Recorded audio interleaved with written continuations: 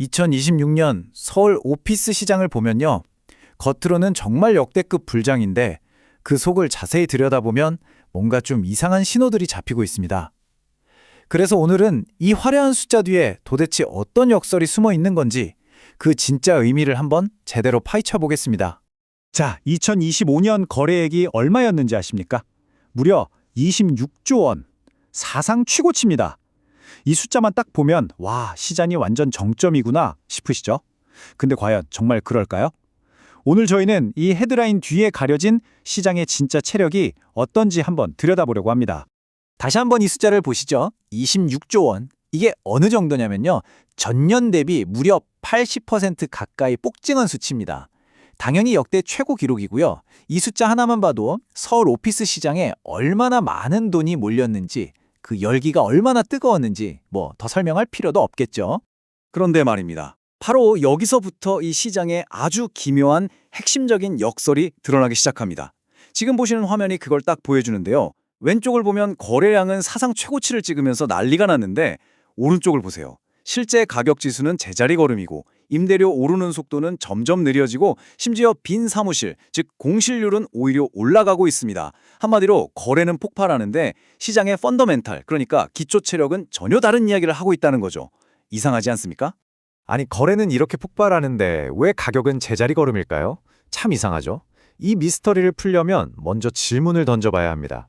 도대체 무엇이, 어떤 힘이 이 시장을 이렇게까지 뜨겁게 만들고 있는 걸까요? 그 강력한 동력, 모멘텀부터 하나씩 짚어보겠습니다. 자, 이 시장을 이끄는 첫 번째 힘은 바로 다양한 플레이어들입니다. 이 차트를 한번 보실까요? 단순히 투자 수익을 노리는 재무적 투자자, 우리가 흔히 FI라고 부르는 곳들만 있는 게 아니에요. 무려 25%가 직접 사옥으로 쓰저는 기업들, 즉 전략적 투자자, SI라는 겁니다. 이게 왜 중요하냐면요. 이건 단순한 투기 거품이 아니라 시장에 진짜 쓸 사람, 즉 실수요가 아주 탄탄하게 받쳐주고 있다는 정말 중요한 신호거든요. 그리고 두 번째 동력은 바로 환율 효과, 뭐랄까 달러 찬스라고 할 수 있겠네요. 요즘 원화 가치가 많이 약해졌잖아요. 그러다 보니 달러를 들고 있는 외국인 투자자들 눈에는 서울의 번쩍번쩍한 프라임 오피스 빌딩들이 마치 몇 년 전 가격으로 돌아간 것처럼 보이는 겁니다. 이건 거의 뭐 역대급 박앤세일이나 마찬가지죠. 당연히 해외 자본을 끌어들이는 아주 강력한 자석이 될 수밖에 없습니다. 마지막으로 이 시장을 받치는 또 하나의 중요한 힘은 바로 양극화입니다. 시장 전체가 하나로 움직이는 게 절대 아니라는 거죠. 시장 전체적으로는 좀 둔화되는 신호가 보여도 강남이나 여의도 같은 핵심 지역의 최고급 빌딩, 소위 말하는 트로피 에셋에 대한 수요는 여전히 엄청나게 뜨겁습니다. 실제로 보세요. 여의도 권역 공실률이 겨우 1.91%입니다. 평균보다 훨씬 낮죠. 바로 이런 되는 놈만 되는 양극화 현상이 시장의 한 축을 아주 굳건하게 지탱하고 있는 겁니다. 자, 지금까지는 시장을 떠받드는 힘, 그러니까 시장의 밝은 면을 봤습니다. 하지만 동전에는 항상 양면이 있듯이 이제는 좀 다른 이야기를 해봐야겠죠. 이 화려하게만 보이는 시장의 표면 아래에서 사실은 조금씩 균열이 생기고 있습니다. 투자자들이 밤잠 설치면서 주시하고 있는 진짜 리스크는 과연 무엇일지 지금부터 한번 제대로 파헤쳐 보겠습니다. 첫 번째 리스크를 제대로 이해하려면 캡 레이트 스프레드라는 개념을 먼저 알아야 하는데요. 용어가 좀 어렵게 들리죠? 근데 사실 별거 아닙니다. 아주 간단해요. 우리가 은행 예금 금리보다 주식 투자 수익률이 더 높을 거라고 기대하니까 주식 투자를 하는 거잖아요. 바로 그 기대 수익률의 차이가 스프레드입니다. 오피스 시장에서는 안전자산인 국고채 금리보다 오피스 투자 수익률 캡 레이트가 얼마나 더 높은지를 보는 거죠. 그런데 이 스프레드가 좁아진다? 그건 굳이 리스크를 짊어지고 오피스 빌딩에 투자할 매력이 점점 떨어지고 있다는 아주 중요한 경고 신호입니다. 바로 이 차트가 그 위험을 아주 적나라하게 보여주고 있습니다.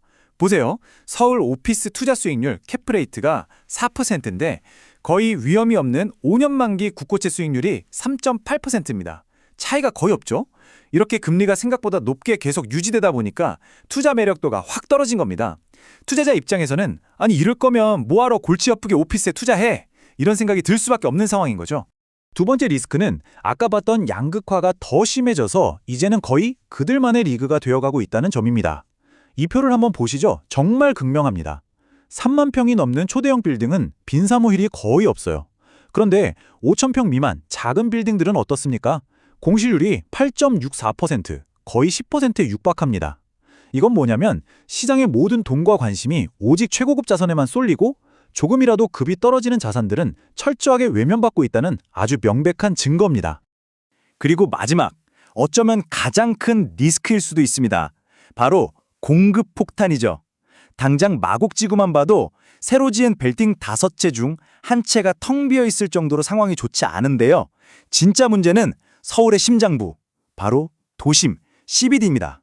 앞으로 5년 동안 여기에 쏟아질 오피스 공급량이요. 지난 10년간 공급된 물량의 무려 2배에 달합니다. 상상이 가시나요? 이렇게 거대한 공급의 쓰나미가 지금 몰려오고 있는데 과연 시장이 이 엄청난 물량을 다 받아낼 수 있을까요? 이건 정말 심각하게 고민해봐야 할 문제입니다. 네, 지금까지 우리는 시장을 뜨겁게 달구는 모멘텀과 그 이면에 숨어있는 차가운 리스크, 말 그대로 이 시장의 두 얼굴을 모두 살펴봤습니다. 자, 그렇다면 이 서로 다른 신호들을 다 종합해보면 과연 어떤 그림이 그려질까요? 복잡한 2026년 시장이라는 바다를 어떻게 헤쳐나가야 할지 전략가의 최종 결론을 한번 정리해보겠습니다. 결론부터 말씀드리면 2026년 시장은 이 세 가지로 요약할 수 있습니다. 첫째, 가격. 탄탄한 수요 기반이 있기 때문에 급락하기보다는 아마 강보합세를 유지할 가능성이 높습니다. 둘째, 임대시장. 이건 좀 어렵습니다. 공실은 늘어나면서 전반적인 둔화세가 계속될 것으로 보입니다. 그리고 마지막, 셋째, 거래시장. 거래 자체는 계속 활발하겠지만 그 열기는 오직 최상급 우량자산에만 집중되는 철저한 옥석 가리기 장세가 될 겁니다. 결국 우리가 이 모든 분석 끝에 기억해야 할 핵심은 바로 이 한 문장일 겁니다. 시장은 예측의 영역이 아니라 대응과 생존의 무대다. 2026년 서울 오피스 시장의 진짜 승자는요, 미래를 정확히 예측하는 사람이 아닐 겁니다. 지금 우리 눈앞에 드러난 이 복잡한 신호와 리스크에 누가 가장 현명하게 대응하는가, 거기에 모든 것이 달려있다고 봐야겠죠.